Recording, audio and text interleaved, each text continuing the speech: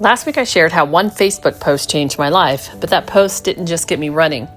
It brought some incredible people into my life, including Marian. So if you've ever wondered who this calm, steady, amazing human is that keeps showing up in my photos and adventures, today you get to meet her.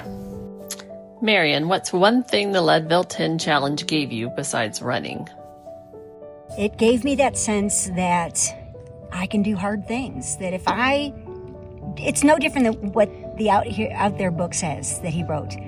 If I can challenge myself to do the hardest thing I could ever imagine, I can definitely survive life, on life's terms. I can stay sober. If I can barely find a way to meet my next adventure or to take another single step forward, that's what the Leadville 10 gave me, is that confidence to do those things. When David started the Leadville 10 Challenge, I don't think any of us realized we'd still be here years later, still showing up for each other. Did you have any idea how many lives David would impact? I don't think David even had the idea of how many lives he could impact, because how many people joined the Leadville group either at the very tail end of it or after David passed, Yeah. There's still people that I talk to in that group and talk about the different races we're doing, or even the different things in lives, where we've moved and what our journey is. Yeah. And we all have 10 other people that we impact that aren't even part of the group still, Yeah. They can look at me for inspiration and guidance and all those things. David started that, and I love it. Yeah. What's one friendship from the group that surprised you? I don't know that there's one friendship that surprises me the most out of the Leadville 10. As we were hiking up to Observation Point here at Zion, we kind of went through the whole list of all the people that were in the Leadville group over the time. And every single one of us came from a different background, with a different challenge in life. And we met those challenges through our fitness and our races and our running and just adventures. I never thought that after all the bad things happened in my life that I would ever get on a plane again. I never thought I could afford to go on a trip or stay in a hotel. I remember thinking, I'll never stay in a hotel again. That's how poor I feel. Yeah. And next thing you know, I'm listening to podcasts that talk about adventures and expanding my mind with things like Buddhism, that I can have spiritual concepts outside of the small mind frame that I grew up with. And I could do big things and big challenges. And like you said, next thing you know, we're here. We're at Zion. We're not running a race this time, but we're here hiking up to these kind of points. I never thought I would do this kind of stuff. I know. And that's what this group has done for me.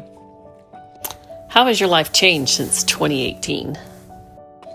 In 2018, I was running. I had run some marathons, and I went to New York and did that one. I did the Chicago Marathon, but I kind of didn't know where to go from there until I heard about this thing called trail running and 100-milers, the ultras, period. And I was like, what? People actually do that kind of stuff? Like, I never dreamed people did that. And I'm like a different person. Like, I am so adventurous now that I wanted to go on all the backpacking trips, and I want to go overseas and do things, and I want to run in all the races. I never dreamed that I would be out in nature like I am now, even if it's close to home. Even the trails by my house that I would never investigated or even found if it wasn't for that group. What do you think David would say if he could see us right now?